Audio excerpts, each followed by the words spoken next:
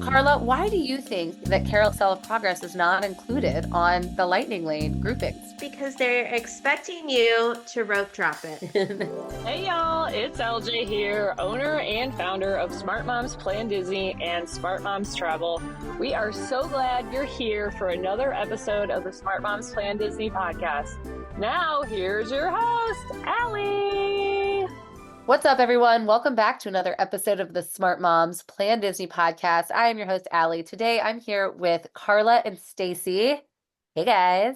Good morning. Good morning. And we are diving in once again to Disney's Lightning Lane system. We have talked at length, I feel, about what the new Lightning Lane multi-pass and single pass system looks like across all four parks at Walt Disney World.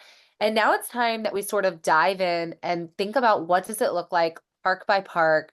Maybe you're not interested in learning about the entire system at once. Maybe that's overwhelming and you just need to know, how do I tackle this park with the new system? Because it can be so confusing and overwhelming. So today we're starting with Magic Kingdom. We are going to break it down, give our best tips and strategies for which rides you should be prioritizing.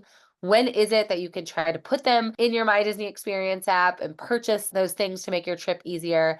And then what does it look like on the actual vacation? So I'm really excited to dig into this conversation because I think it's just going to make it even easier for all of you smarties listening. If you are a regular, listen every Tuesday. We thank you so, so much. And if this is your first time here, welcome to the show. Welcome to the podcast. We're so excited you're here and hope that we can just add a little bit of magic into your day. As we are recording this, it's October. Officially, it's October here. It's early October as we record this, but we are just ahead of my birthday. And this kind of starts the podcast host birthday, like boom, boom, boom, boom, boom. We are all born in like these months coming up, October to March. And I think I'm fairly certain, yeah, I'm the starter of that role. What do you want? Happy birthday. Yeah, what can we do for you? How Um, old will you be? Oh, hold on. 36? baby. I think that's right. Yeah, and you all are older than me. Yes. So, yeah, Stacy and I had big birthdays last year, right, Stacy? I turned 40 and Stacy turned. The big 50. Yeah, you guys had your big ones. Do you know that we have celebrated Zan's birthday at Disney World? That I think I've even talked about that day on the podcast. We spent it, because she has a December birthday. So we spent it at the Grand Floridian, drinking champagne in the lobby, seeing all the holiday decorations. And then I surprised her. We were leaving that night and I got a limo and we rode to the airport in a limo and it was really exciting and fun. But I've never spent my birthday at Disney World. And we spent my dad's birthday there and my nephew's birthday there, but not mine. I assume you all have. Oh, for sure. I think I've spent the last 4 birthdays at Disney World. And what's funny is I'm an annual pass holder and I'm blocked out during those dates. Last year we went to Jollywood Nights for the first time. Well, obviously for the first time. But yeah, we just normally do a resort stay and go to Disney Springs, and it's normally cool outside. It's my favorite time to go, even though I'm not in the parks.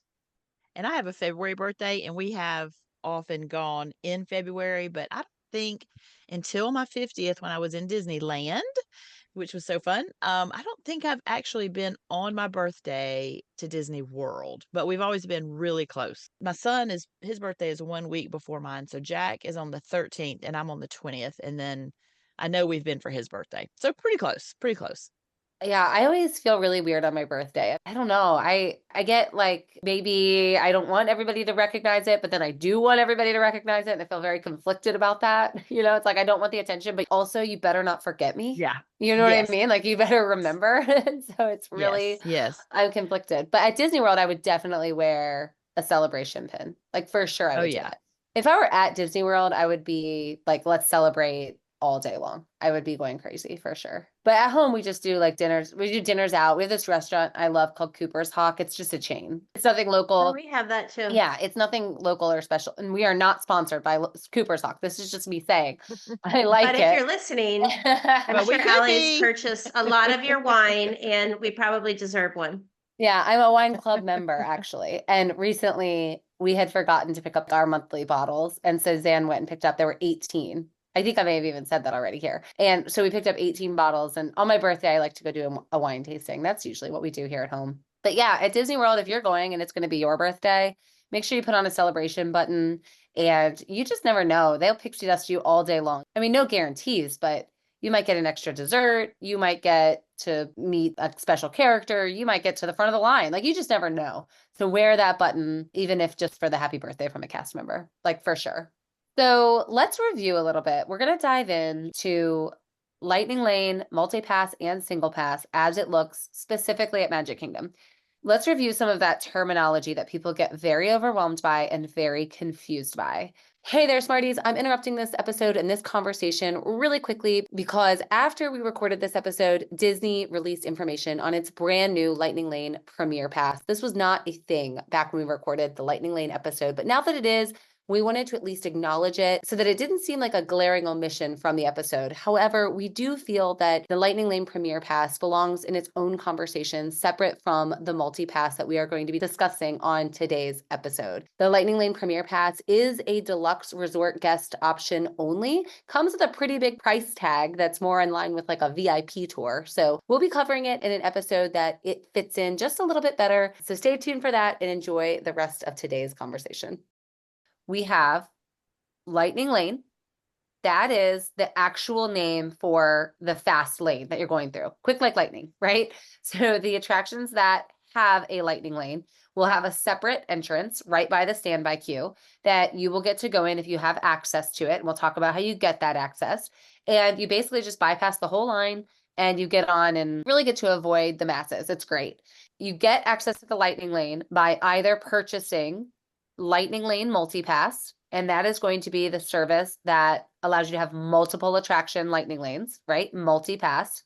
Or you can purchase a Lightning Lane single pass, and those are going to be different within each park. And those are the rides that have a lightning lane, but they're not part of the multipass purchase. Okay. And I think that's where a lot of people still get a little bit overwhelmed, is understanding what is where. And then other things that you might need to know that are going to be important that we talk about are virtual queue. That is something that you are a race against the clock the morning of your park day, and you are trying to get in a virtual standby queue that is logged in your My Disney Experience app.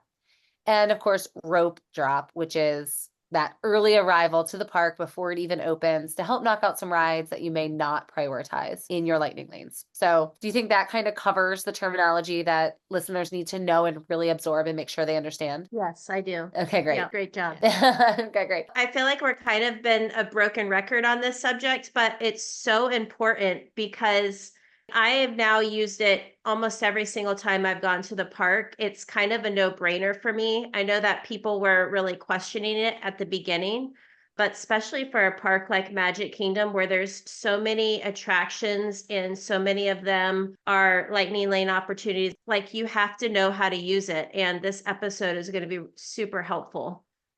Yeah, and I think anytime you have something that is complicated, you really can't reiterate it enough. You know, when we pivot and we look at it from different angles, like specifically today, Magic Kingdom, I could say that most of our listeners, if they aren't currently planning a trip, they have been on a trip or they're considering planning a trip, and whichever phase of that you're in, Magic Kingdom was probably part of it, right? A lot of people will choose to skip other parks. Magic Kingdom, not usually on that skip list, right? And so this is a very focused lens on how to make the best use of your time and your money and your strategies with Magic Kingdom. So this all starts 7 days ahead of your arrival if you are an on-site guest. And that actually does also include the Swan and Dolphin resorts, which are over in the boardwalk area. They aren't technically Disney properties, but they do get that early access planning because they get like leveled up good neighbor perks, right? They kind of are still part of that in the bubble on-site Disney experience, even though they aren't technically Disney owned properties. And Karla, you're a big fan of those resorts. Yeah, I love just the location. More than anything, it's the location and it's the deluxe perks that you're getting with those two resorts, and as well as the Swan Reserve, which is the newest of the three. It's for sure the most luxurious. Yeah, those resorts, and we're not going to spend a lot of time there, but they are kind of like a hidden gem because you mentioned they get deluxe perks, and they do. They get on-site perks and deluxe perks, but the price is often more like Disney moderate, right? And so they're going to be included with your on-site people. Anybody that's staying at a Disney property, you're getting that 7 days ahead of check-in. 1 week prior is your day to select your lightning lanes. And that's through multi-pass and single pass.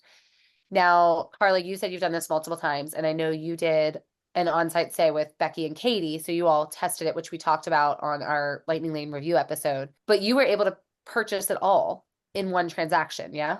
Yeah, love that. And not only that, but you're able to actually walk through the process and see your selections and see your days before you actually have to purchase. That was one of the biggest downfalls of the old system, which I don't want to confuse anybody, but that was the Genie Plus, is that you would purchase it and then you would get what you would get, and sometimes you would get nothing. Blindly. Yeah, it was a blind buy. That's a great way to look at it. And this is not. This is, you get to see it, you get to kind of assess the value before you use it. And it's all happening a week prior. So you're going to have a whole week to look at those plans and know, oh my gosh, a week from today, I'm writing Tiana's Bayou Adventure. I've got a great time for it. And it's just a better way to even amp up the excitement for the vacation. Not only that, with the Genie program, I'm not going to say even guaranteed, but Disney estimated that you were going to get 2 to 3 attractions. You were getting a minimum of 3 attractions guaranteed before you're even in the parks, which to me is a huge perk. And then from there, there's so many opportunities to grab more. I think we averaged 8 or 9 that day that we did it with Becky and Katie and I. Yeah, it's a huge value. I had a client ask me just yesterday, she's kind of going in an off season, and she asked me, do you think I need it? My answer is, I don't know if I think need is a word that can really mean something different to everyone, right? But I personally, I don't think I would ever go without it. Like, it's just a guaranteed you don't have to spend this time in lines. Right. And who wants to, I mean, you've already spent so much money going into this trip period. Why not spend a little bit more and have so much more time and so much more value? Even if the crowds are quote unquote low, you're still going to be going faster than the others. And so that's still more free time, more time to sit and people watch, more time to enjoy a meal, more time to take a break back at your resort. It's still going to be worth it. That's right. And if you are an off-site guest, so we talked about you get that 1 week pre-select date if you're an on-site guest. If you are a tickets only guest, you only bought tickets and you're staying somewhere off-site, maybe you got an Airbnb or a local hotel, or if you're an annual pass holder, which kind of a bummer for annual pass holders, you get a 3-day pre-select window only. The way around that, of course, is if you are an annual pass holder with a resort reservation, then you get that 7-day window. But if not, if you're coming from home as an annual pass holder, or if you're just staying somewhere local nearby as a ticket holder and not a package, you are a 3-day window. And I think what we've learned so far is that matters a lot on busier times of the year. That 3-day window can still be acceptable on, I think, the off seasons. With the busier times, I think that 7-day window is going to be clutch. You're going to see way, way less available in the 3-day window than in that 7-day pre-select. Yeah, I definitely agree with that. And I've actually experienced that, just went in the off season and was subject to that 3-day window. And I actually did them the day before. I did ended up getting quite a good selection of lightning lanes for my day, but I don't know if that's going to reign true in the busy season. Yeah, I'm very inclined to say it will not remain true in the busy season. The parks just get so much more crowded and everything requires more strategy and more planning. I want to remind everyone that if you need very specific tips, it will do you well to listen to our Lightning Lane episode where we talked about the entire system, especially if you have a large party, if you have different riders with different tastes, like maybe not everybody wants to ride the bigger attractions or the scarier attractions. We give lots of tips in that episode about how to work around that for a large party or a family that has different needs, and how you can select and modify. So make sure you give that a listen, because today we're just going to talk that Magic Kingdom strategy. So another very important thing to remember is that there are groups. Okay, there are groups within the multi-pass system. This is specific to multi-pass and not single pass. So when you decide to buy multi-pass, you actually get access for every park, but all of your pre-selects do have to come from the same park. So you're going to want to have a good plan, even if you have a park hopper, of where you're starting. And for the purposes of today, obviously, we're starting at Magic Kingdom. So we're going to dive into what those groups look like, how to pre-select, manage, and use those lightning lanes after we take this quick break. This episode of the Smart Moms Plan Disney podcast is brought to you by BabyQuip, the #1 baby gear rental service across the US, Canada, and beyond. There is nothing more difficult for my family with 3 young kiddos than when we are traveling. We're just out of rhythm without our things. We just feel out of step and our kids feel off. It can make our vacation feel so much more stressful than it needs to. With a wide range of baby and toddler equipment available, including cribs, strollers, car seats, toys, and more, BabyQuip helps give us some of that normalcy that our kids crave and we need as parents when we are away from home. When they're happy, we're happy. And by using local quality providers that are often moms, dads, and grandparents just like us and you smarties that are listening today, BabyQuip makes sure that you are working with somebody who understands the needs of your family firsthand. If you need it, they have it. All products follow strict cleanliness and safety protocols and are also insured to give you that extra peace of mind that you need to really enjoy your vacation. With convenient delivery to your location, whether it's a home, a hotel, a vacation rental, wherever you're calling, home away from home, they've got you covered. BabyQuip is available in over 1,500 cities, making it accessible. So whether you're heading to Disney World, Disneyland, or another travel destination, BabyQuip will be there for you. With their easy-to-use online platform, you don't have to stress about getting your products. Head to babyquip.com. Use code SMPOD, that's SMPOD, to get $30 off of any order of $150 or more. That's babyquip.com. Pack light, travel happy.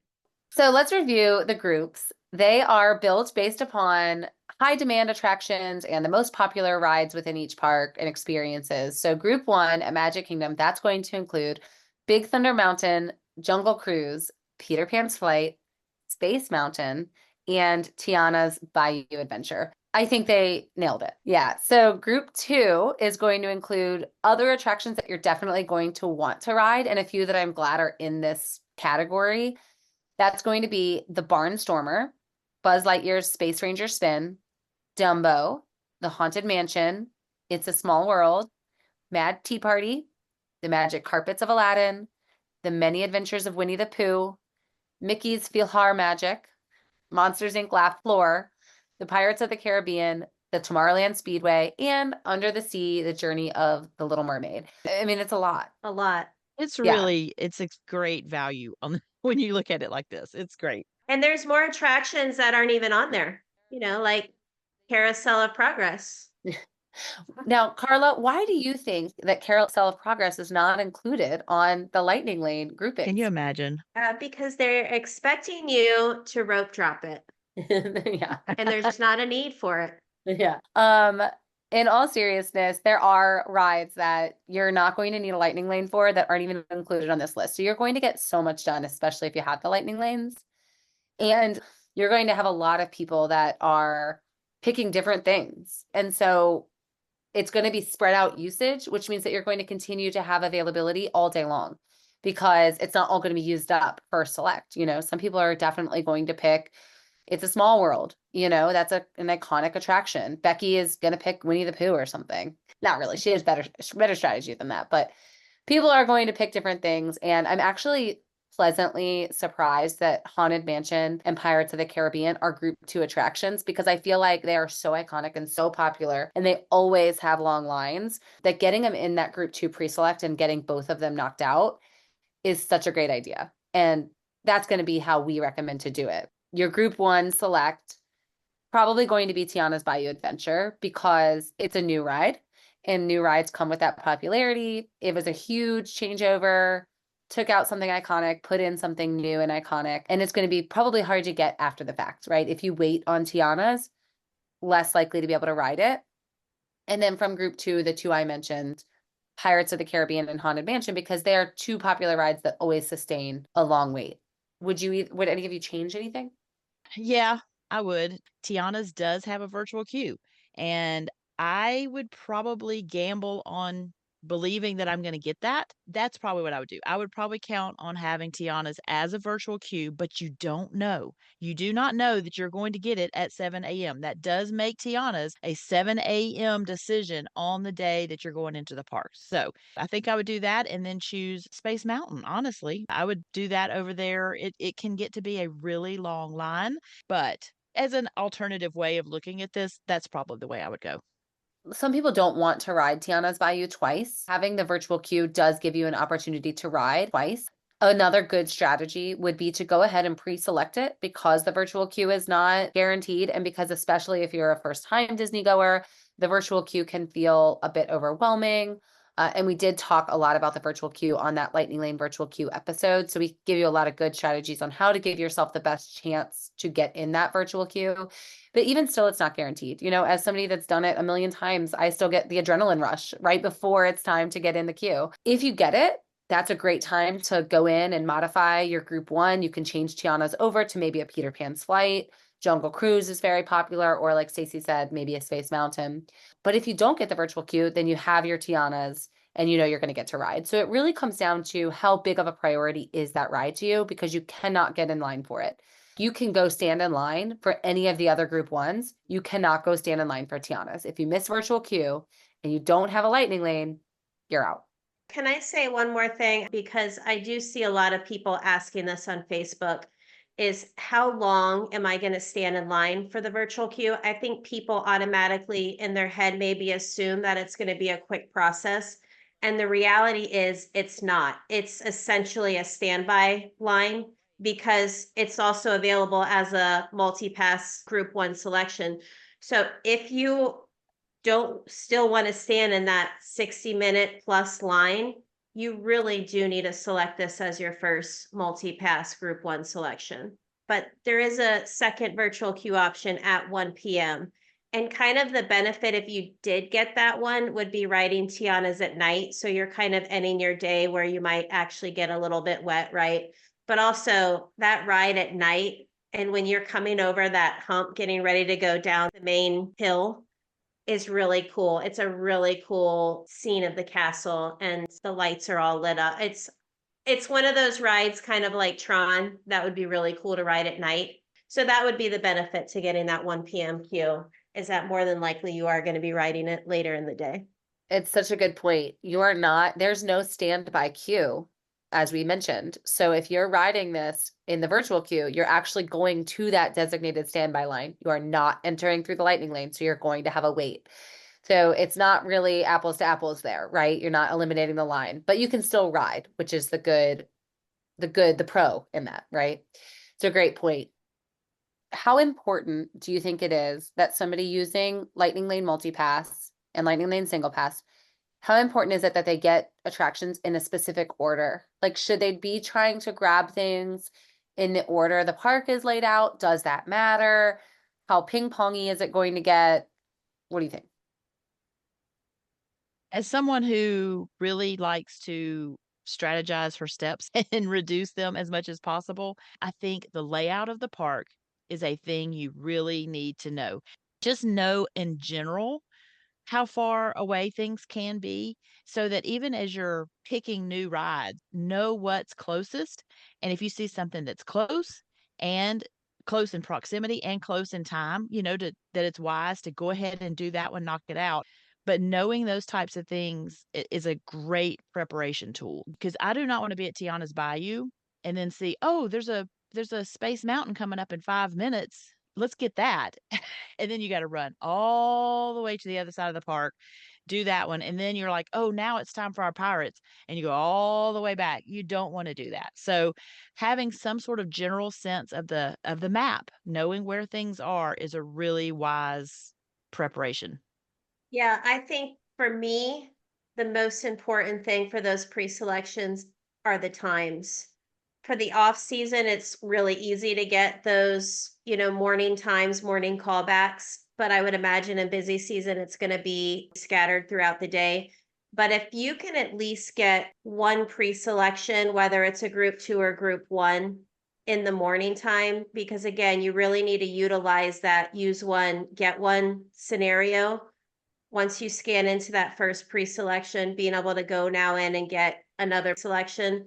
So for me, that's the most important thing, because in the grand scheme of things, Tiana's to Space Mountain is probably less than 5-minute walk. You kind of have to book it over there. But in a perfect world, am I going to, like, as a newbie, am I going to know the map and be able to really have the times that I'm looking for to map up my day in the way that you're discussing? Maybe. I don't know. That just seems very complicated. So for me, I would just strategize getting those pre-selections as early as possible. Yeah. And I think the biggest takeaway here is that group one, depending on your family and your priorities, you can really make an argument for what's the best attraction to select. Group two, I really feel like it's Pirates and Haunted Mansion are the way to go. I can see every other ride in group two really having a lot of availability throughout the day. Of course, if you have somebody that's a Buzz Lightyear maniac and can't get enough of Buzz Lightyear, you probably want to throw that in there early just to be sure. But I do think that that's the best strategy. So that's the virtual queue, standby line, lightning lane, multi-pass layout of Magic Kingdom. The third element here is going to be the lightning lane single pass. And at Magic Kingdom, there are 2 of those that you can purchase, and you can purchase both. You're not limited to just one, but you can only purchase 2 on your day totally. So if you're hopping, you won't be able to get another one if you get both at Magic Kingdom. But specifically for Magic Kingdom, the single pass attractions are Tron and Seven Dwarves Mine Train. And I've mentioned it a lot. I'm still shocked that Seven Dwarves is making the cut here as a single pass, but it is. And you've got both of those in there. Even if you buy Disney's multi-pass service, that does not give you access to these 2 lightning lanes. You have to purchase them on their own if you want these lightning lanes. If I had to choose, I would probably purchase the single pass for Tron. I think it's essentially, if you're not wanting to wait in hours of line, then it's a no-brainer, because super important to know about Tron, and I'm sure we'll get into this when we start our itinerary, but it doesn't open during early hours. So there's really no way to rope drop Tron, whereas there's a really easy way to rope drop Seven Dwarfs. So that one to me is kind of a no-brainer. If I'm gonna rope drop that morning, I'm going straight to Seven Dwarfs, and I'll purchase Tron so that I can ride it. It's a great point. Yeah. If you're not purchasing it, you really need to strategize so that you're doing it like during a parade, during fireworks. Otherwise, you're really going to spend a good bit of time in that line. That can be a very long line. Yeah. So, I mean, that's how you kind of tackle the virtual queue the day of. The lightning lane multi-pass pre-selects are happening, 3 to 7 days prior, depending on where you're staying. And then, of course, the single pass. And you can purchase both, but I do believe that it's kind of our recommendation to make sure you get Tron, but use other strategies maybe for Seven Dwarfs. Because once you purchase multi-pass in 2 single passes for everyone in your party, you're getting up there. So you can save a little bit by strategizing better and not purchasing 2 single passes. So I like that idea. Okay, I'm really excited. We're going to take another break. When we come back, we're going to look at an itinerary for using these strategies. So now we're at Magic Kingdom. It's the day of our Magic Kingdom day. And how do we put these strategies to use? But before we do, this is not just an ordinary break. We here on the Smart Moms Plan Disney podcast are so excited to introduce a new segment, a short segment, so be sure to listen the whole way through, called You've Got a Friend in Me. We have so many fellow Smart Moms travel agents that have so much good information to share. So each week we are going to be highlighting 2 friends of the podcast and their online communities where you can find really niched down and targeted helpful information that we just know you're going to love. So as you're scrolling Facebook or Instagram or TikTok, here's a way to add a ton of extra Disney magic through friends of the Smart Moms Plan Disney podcast. Take a listen. Prepping kids for Disney with Disney movies is such a great way to plan your trip. So much of Disney is rooted in the nostalgia of Disney movies and characters that we grew up on and our kids may not know. Our friends run a Facebook community called Prepping Kids for Disney with Disney movies, and it's all about helping parents connect their kids to the Disney movies they know and love to the characters they'll find inside the parks. From fun Disney movie night ideas, complete with themed foods and activities to build the excitement before the trip, to insider advice on meeting characters and watching parades, you'll find it all on Facebook at Prepping Kids for Disney with Disney movies, or by clicking the link in today's show notes. Do you ever find yourself wishing you knew something before you took your trip? Our good friend Taylor at Tailored for Disney on TikTok makes super fun, quick videos focused on quick tips and tricks to make the most out of your trip and avoid having those post-trip regrets. She's so much fun, and she makes the easy tips easy to follow. She even has an amazing guide covering the top 20 things you wish you knew before taking your trip, and you can find it by following her on TikTok at Tailored for Disney. That's TAYLORED for Disney, or by clicking the link in today's show notes. Okay, itinerary time. Let's put these strategies to use now that we kind of understand the system, what it looks like, and our best recommendations. So 7 days prior happened. And for purposes of this conversation, let's go ahead and say we went with Tiana's Haunted Mansion and Pirates of the Caribbean, right? So we got that 7 days prior because we are staying on site because Disney Bubble is the way to go. And now it's morning of. First thing we do, what is it? Karla, what are we doing? Well, we're getting virtual queue at 7 a.m. for Tiana's.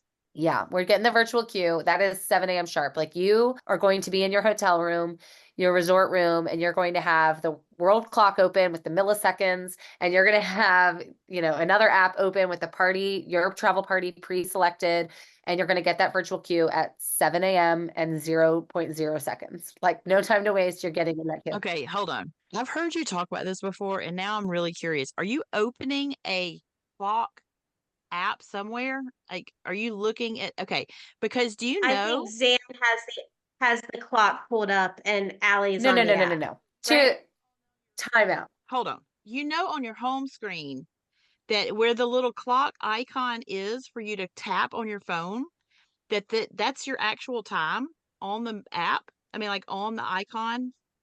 I don't trust it. And it has a No, second you have to hand. see the seconds. I don't trust it. No, but it has a little red hand, tick, tick, tick, tick, tick. So when you're at the number 9, when the little red hand is on the 9, you start doing your pull down. That's giving a lot of credit to the My Disney Experience app, which I know has gotten better, but that's a lot of credit. I don't trust it. The red hand is not based on Disney. It's based on it's still your world clock. That red hand is your world clock. Well, first I need to address something Karla said. She said, I think Zan has the clock pulled up on her. Like, she has that. Zan's not doing anything. She's not helping with this. She's like doing her makeup or something. And I have all the clocks. And I am managing not doing her makeup. Probably is. Like, that's. She's braiding your hair. She can't braid. I do the braid. I braid my own hair and the girl's hair. So I have Zan's phone and I Google search the World Naval Clock. And it pulls up like the millisecond. It's like militant. It's legit. It's the only one I'll trust. And then Stacy's got her phone out. She's gonna look this up. And then no, I'm just wanting you to see. This thing. Look. I know right there. It's right there. That's the actual Apple clock. It's the world. I would love for anybody listening to. I would love for anybody to weigh in that's listening. Do you trust your Apple clock as much as Stacy does? Because I don't. Yes. So why not? Well, okay. Then for purposes of the virtual queue conversation, pull up the clock you trust most. How about that? There you go. Pull up the clock you trust most.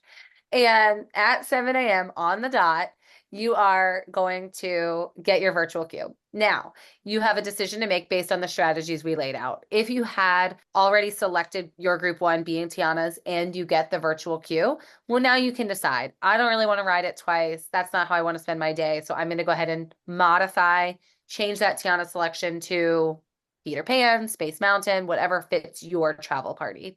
Or you are going to miss the virtual queue and you're going to say, thank goodness I listened to the Smart Moms Plan Disney podcast and I have that pre-select. So now I still feel really good about it. And it's okay that I missed my virtual queue. And you know what? I'll try again at 1 p.m. Or you're going to have the virtual queue and the lightning lane and you're going to be celebrating because you really want to ride it twice. Whichever of those scenarios makes sense to you, you're going to be covered. And that's going to be at 7 a.m. Everything else is already handled. Now you're ready. You've got your popcorn bucket and your poncho and you're out. You're heading to the parks, and we're going to recommend that you rope drop. And so, Stacy, when are you leaving? You're a rope dropper. Oh, yeah. When are you leaving your resort to rope drop? I know that people want to go dependent on where they're staying, but regardless of where you're staying, leave it an hour.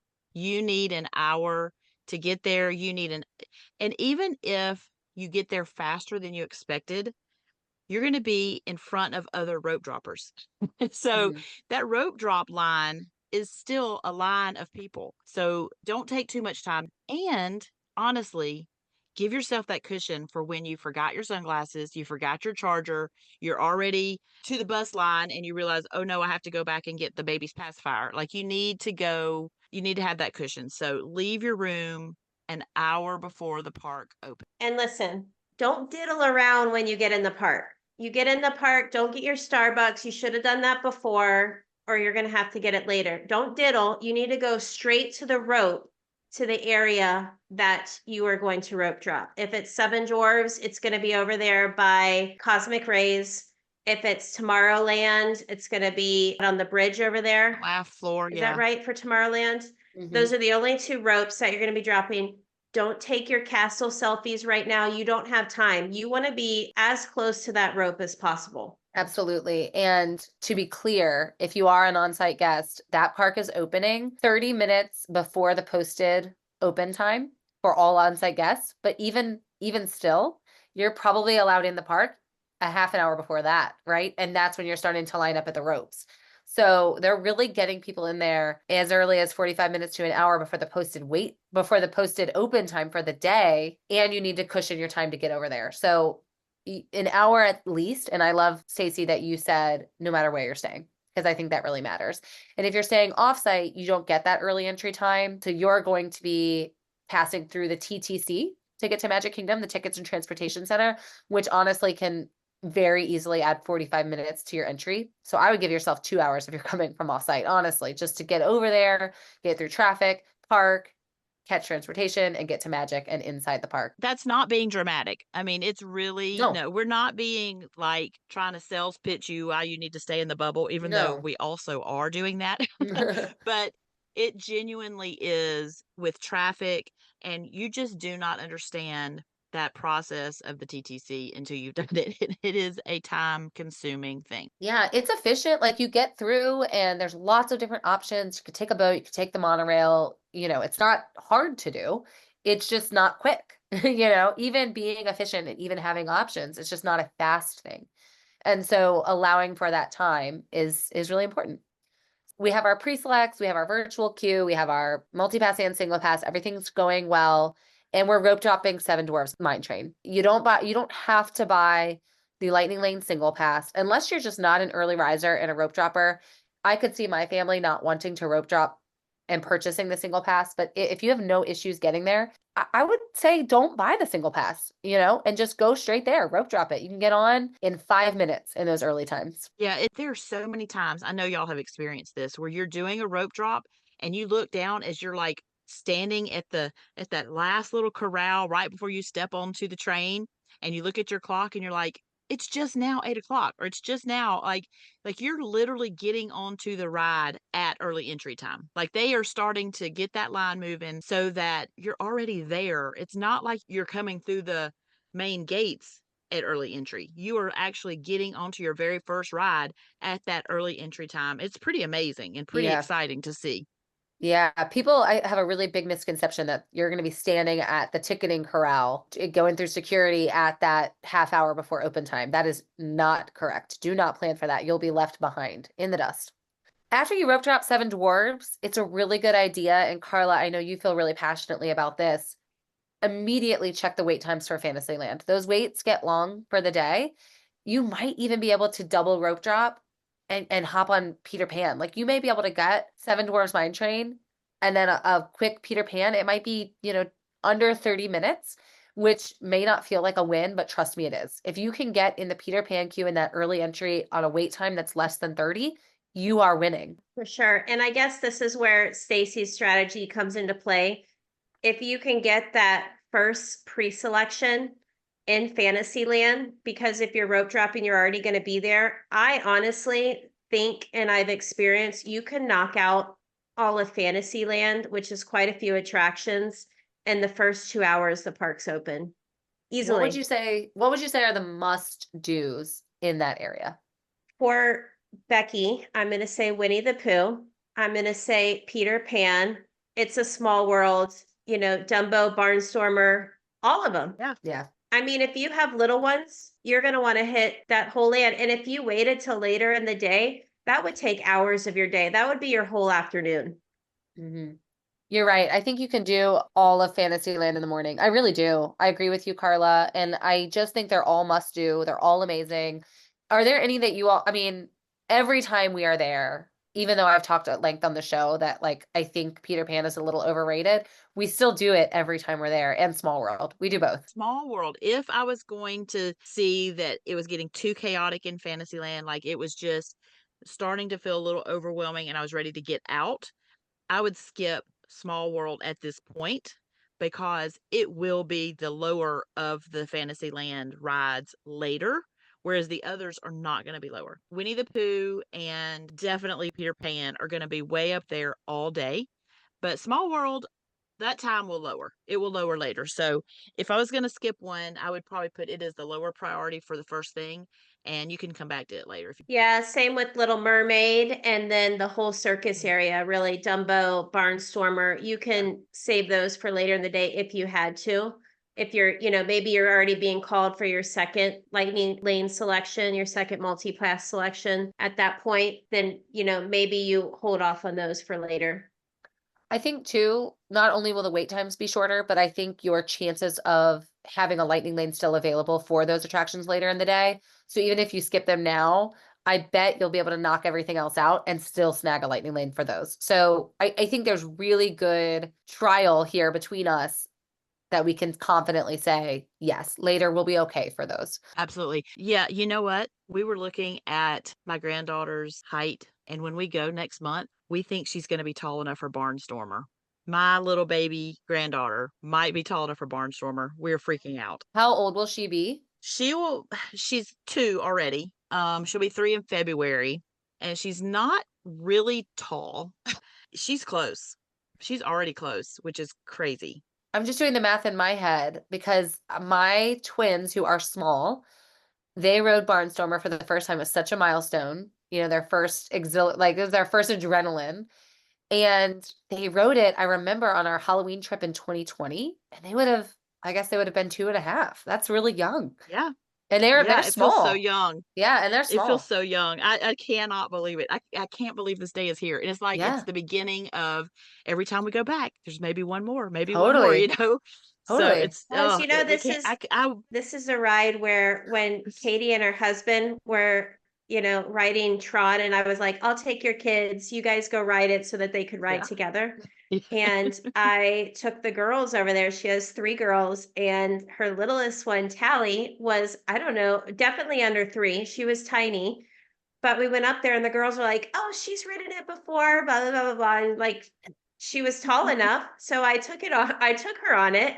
And the fear in her eyes of the video that I have. And afterwards, Katie was like, you did what? And I was like, yeah, she went on Barnstormer again, right? And she's like, no, that was her first time. I was like, you could really tell by the video. Yeah, I'm like dying. I'm dying because that video we have to repost it. It's so funny.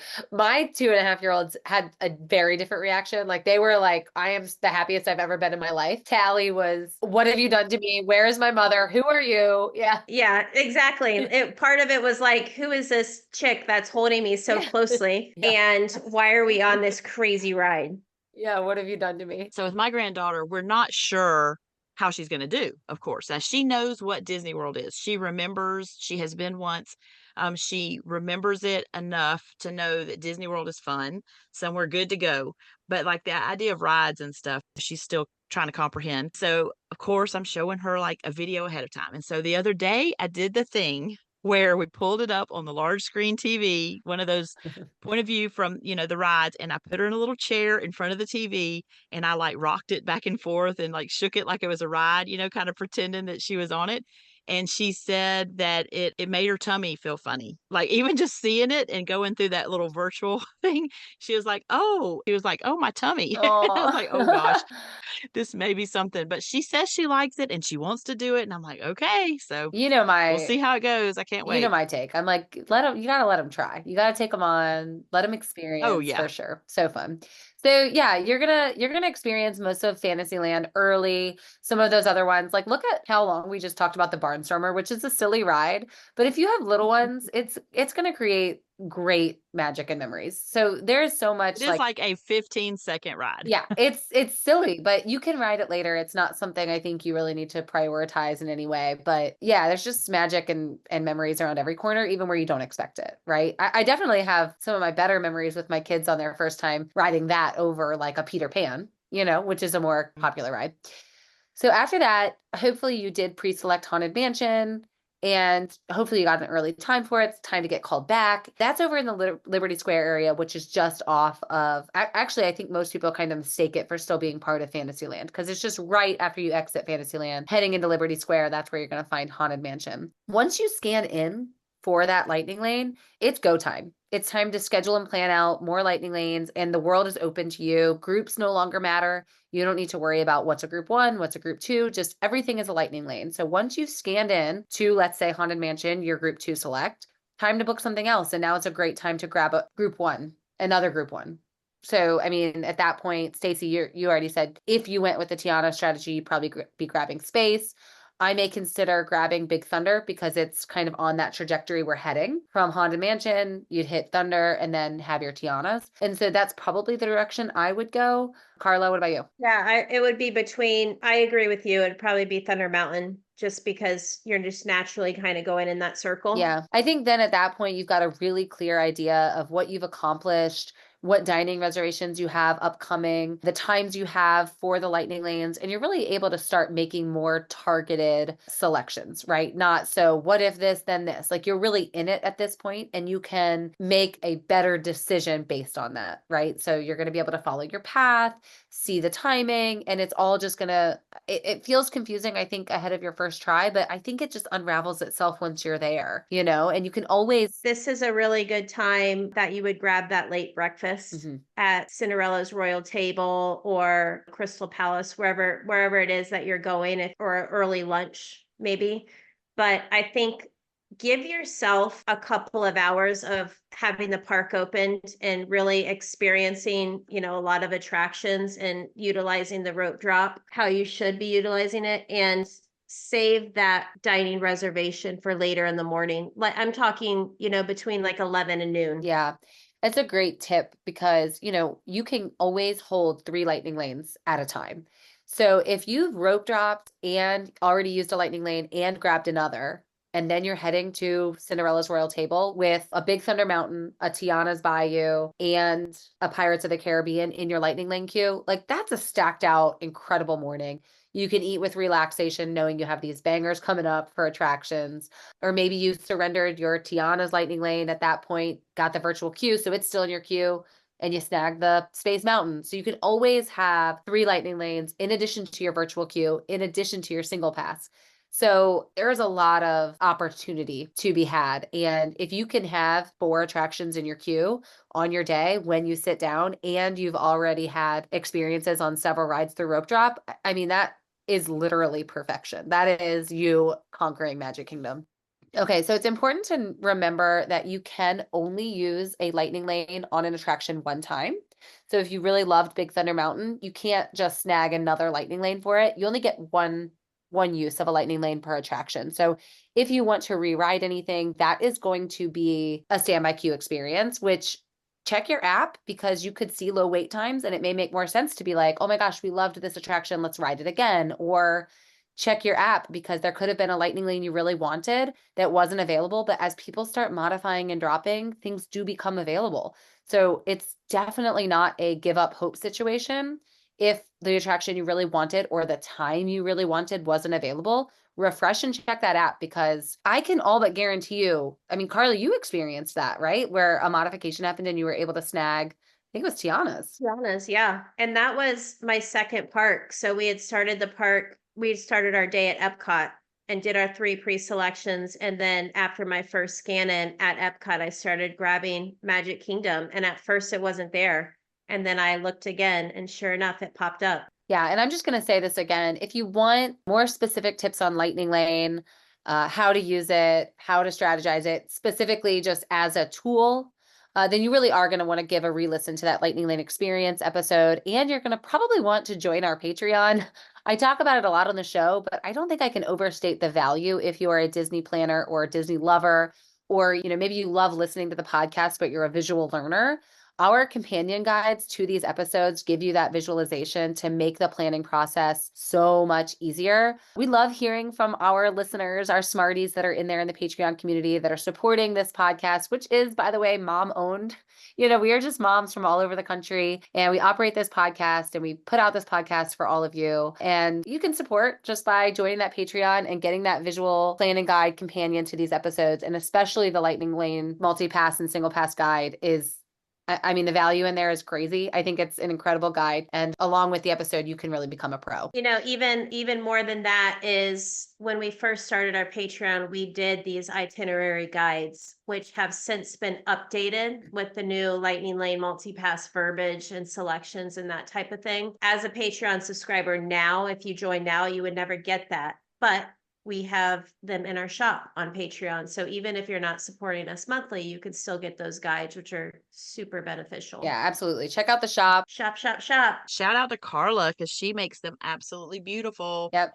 They're a work of art, ladies. They're just so impressive. And not only shout out to Karla, but shout out to those moms, because I know you're getting ready for a big family trip and you have a notebook and you are planning everything and you're listening to these podcasts and you're taking notes and you're pausing it and you're rewinding it, and you're going to take a notebook into the parks, or you're going to have PDFs in your phone and you're going to have all of this stuff.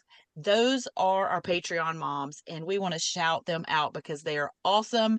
They are so into planning, and I know you're out there. I know this is how you do. You've got things color coded. You're ready to go. You want us to be a minute by minute itinerary. I know you're type. I think too, these guides are even for the moms that aren't that type, they kind of does the planning for you. So even if you don't want to do all that organization, just get the PDF of the guide on your phone and bring that along.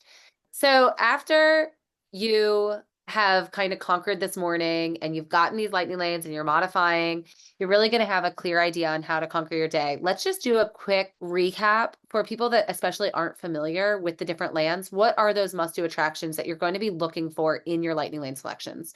And tell me if I miss any. Liberty Square, it's just Haunted Mansion. Main Street USA is about snacking and resting and watching fireworks. Frontierland, it's going to be Big Thunder Mountain. And I want to give a shout out to one of our Patreon smarties, Nicole, who agrees that Big Thunder Mountain is an absolute cannot miss ride at Magic Kingdom. Could not agree more. And then Tiana's Bayou Adventure, the newest ride at Magic Kingdom, and it's over in Frontierland. Adventureland is going to be Jungle Cruise, Pirates of the Caribbean.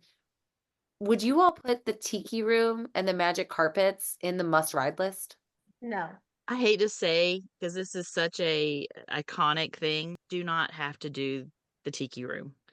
It's okay to skip it, but I think the carpets are a fun little ride. I think that's one that if it's easy to add in, you absolutely should. Listen, it's the same as Dumbo, and Dumbo is way more iconic. Yeah. Like to get a picture of your kid for the first time at Disney on Dumbo, it's like that's like a bingo board for first trip to Disney. You're checking boxes. Yeah, it's like you take your bingo board to Disney. It's your first trip and picture on Dumbo. Yeah. They're the same ride. Yeah. Well, I actually am quoted on this show saying I don't necessarily think they're that similar. I actually like the Magic Carpets. I'm not going to go as far as to say that they're more iconic or a must ride, but I do like the carpets. I like that forward and up and down motion and the camel. But yeah, not a must ride. If you can snag a lightning lane, sure, but it's skippable. And then Tomorrowland, lots of must rides. You've got Tron, Space Mountain, People Mover. I do think it's a must ride, great way to see the park. Absolutely. The Laugh Floor, it's the Monsters Inc. show, the Tomorrowland Speedway and Carousel of Progress. I don't know. I mean, maybe. I think those two kind of depend on your family. Carousel of Progress, probably. Really iconic. Great place to rest. I would do Carousel before I would do Tomorrowland Speedway. I'm not a fan. I disagree. I think if you have little ones, they want to drive that car. Mm-hmm. And it's one of those pictures that, I remember being a kid and going on it and driving the car and thinking I was the coolest. I don't remember that same feeling going on Carousel of Progress. Yeah, my kids do love driving that car. I totally deprived my children of that wonderful feeling. We skipped it. It's just, yeah, we skipped it. All right. So that's going to be the must ride attractions that you're going to focus on as you're modifying, moving about your My Disney Experience app and building your lightning lanes for the rest of the day.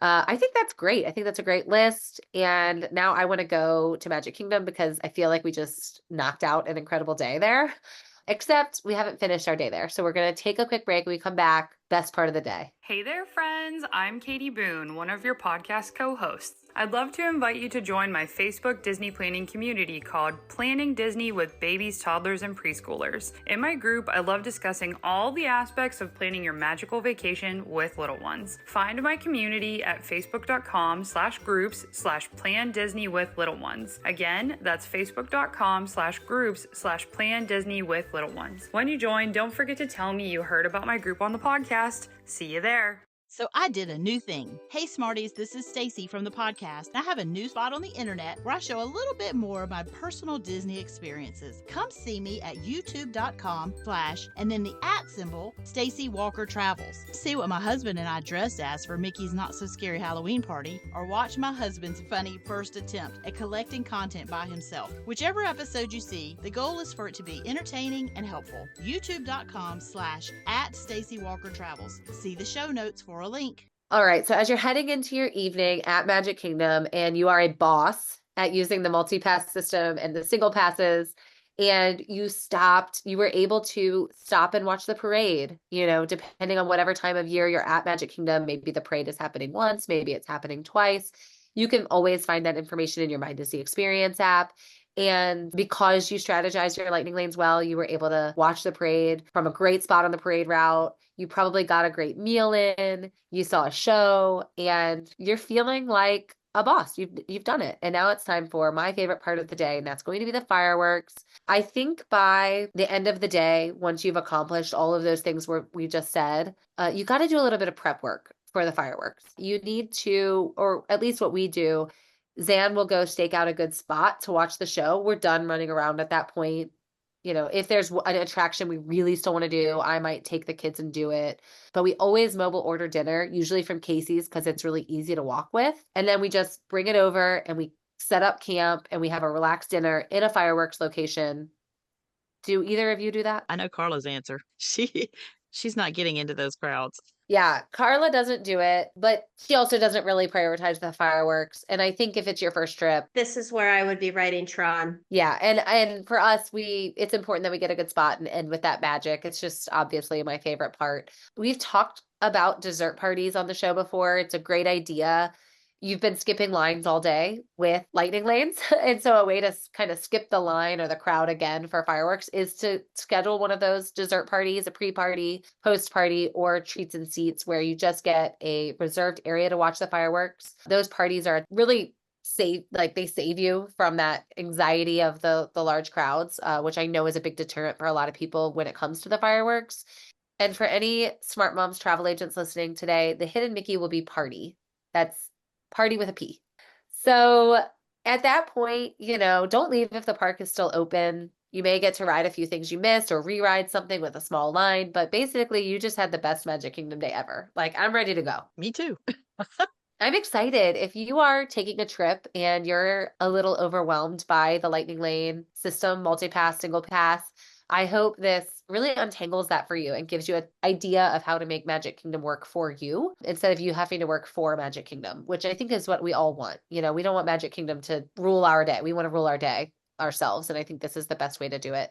Hey, if you love the show, we're going to do a lightning lane here in a minute, lightning lane round. So Stacy and Karla, get ready for those speed answers. Perfect thing to do on an episode like today. But before we do that, if you love this show, will you just stop what you're doing really fast and leave us a 5-star review and a rating, because it really, really helps us so much. We are so grateful. Recently, One of our smarties, Rack Drag, wrote, "This podcast is a gold mine for anyone who loves Disney, is planning a trip, is on a trip, or just wants to be surrounded by the magic. It is so fun and engaging.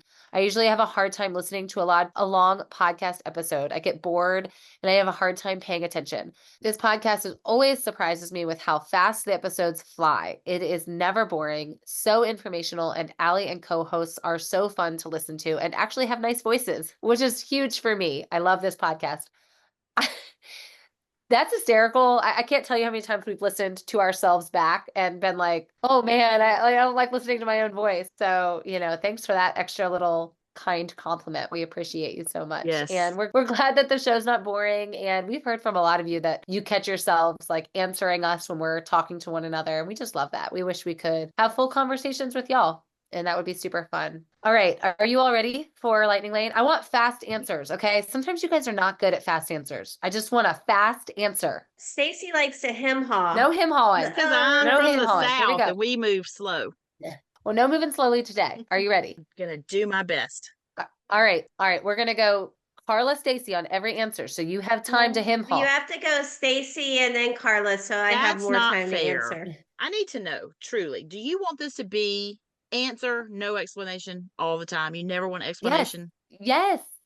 No, I don't want an explanation. I want the first thing that comes to your mind. We've been explaining for an hour. We're ready to hear your thought. Stacy goes first, or I'm not playing. Fine. Stacy, then Karla, because she's a bad game player. Okay, you ready? It's hard for me to not explain things, but yes, let's go. All right. One word answer. Best ride in the dark after fireworks at Magic Kingdom. Big Thunder Mountain. Tron. Best place to watch the parade. Frontierland. I was going to say Frontierland. Best place to watch the fireworks. Happily Ever After. Somewhere to the right of the castle. Fantasyland. Best quick and table service options in Magic Kingdom. Columbia House and Skipper Canteen. Ditto. Ooh, look at you guys. I would have said Pecos Bills as my quick service and Skipper Canteen. Best place to capture a selfie with your kids at Magic Kingdom. There is a little side spot to the castles that are there's a nice little archway there. That's probably what I'd pick. Wait, on which side? By Sleepy Hollow? Yes. Yeah, I was actually going to say that too. So I'll say, in front of the castle. Ooh, I would thought you were going to say the train. Neither one of y'all said the train shed area. Well, I was gonna say the bridge by Sleepy Hollow. That's a great view of the castle. Yeah, exactly. Yeah. Which land are you spending most of your time in? Tomorrowland? Question mark? Yeah, that's a hard one. I would say Main Street, USA. That's so funny because that's what I was toying in my head. I was like, Main Street was my answer. And I was like, maybe Tomorrowland, but probably Main Street. Which photo pass location is your favorite in Magic Kingdom? This This is not Lightning Lane. This is standby queue right now. The ride ain't open. you got to have a good stop it. You got to have a good photo pass in front of the castle somewhere with one of the little balloons or something cute like that. Only because we did it when we did our last trip together during extra hours is the lantern picture in Fantasyland. That's a fun one. It is a fun one. Favorite ride photo at Magic Kingdom? Tiana's. That's funny. I'm going to say Tron. Yeah, those are the best two, for sure. It's between those. I don't know. Haunted Mansion's pretty funny. That's true. Because you don't know it's coming. And I think Space Mountain ones always turn out pretty funny too, because at this stage we know where it is and everybody poses, and that's always fun. Yeah. There's some good ones at Magic Kingdom. Okay, and last one. What is the most valuable time of the day at Magic Kingdom? Is it the rope drop hours, the midday, or the close of park hours? I really do love closing out the park. I'm going to say rope drop is the most valuable. And I would also like to mention that this was the slowest Lightning Lane, but when you guys hear the edit, Stacy is going to speed it up to make it seem like she was quick to respond. I'm just going to, as the moderator of this game, say that it appeared as though the ride was not operating. We were not in the Lightning Lane. We missed out and Temporarily closed. it was raining and the track was wet and we didn't get to ride. We need to evacuate out the back. Yeah. Ride being refurbished. Yeah. Ride is under refurbishment. Okay. But we got our answers in and I actually did like them all. So good job to you. All right. If you liked today's episode, I think it was full of value, you guys, and we had a lot of fun. We even talked about the Barnstormer for like 10 minutes. If you like this episode, you might also enjoy Disney World's Thrill Rides Ranked. We did that episode. It was great, super fun. And quick service dining at Magic Kingdom. if you're working to move quickly through Magic Kingdom and use those lightning lanes like you just learned today on this episode, you may also want to know how to mobile order and use that Magic Kingdom quick service. So that's a great one to check out. That's going to do it for us this time on this episode of the Smart Moms Plan Disney podcast. And until next time, we'll see you real soon. Best place to watch the parade? Somewhere to the right of the castle. In Fantasyland. Best place to watch Happily Ever After, the fireworks? Oh my goodness! Hold on. I was answering fireworks instead of parade. You just asked I know. us that. I thought you. No, I said parade. I feel like you said fireworks. Oh no. Okay, go I back. didn't. No, All you right, did. rewind. You Okay, said hold on. fireworks because that's first. No, I and then didn't. Parade. Why is No, I this didn't. two? Parade is Look, first. There's 2 fireworks questions. No, best ride to ride after Hold on. dark. Okay, just start over. We got the ride after fireworks. Start over with parade. I was answering right. fireworks. All right. You guys are dummies. I'm Here gonna we go. listen back, and I'll. Okay, well, you let us know will. and don't lie about You it know because I I can will. listen back too. All right.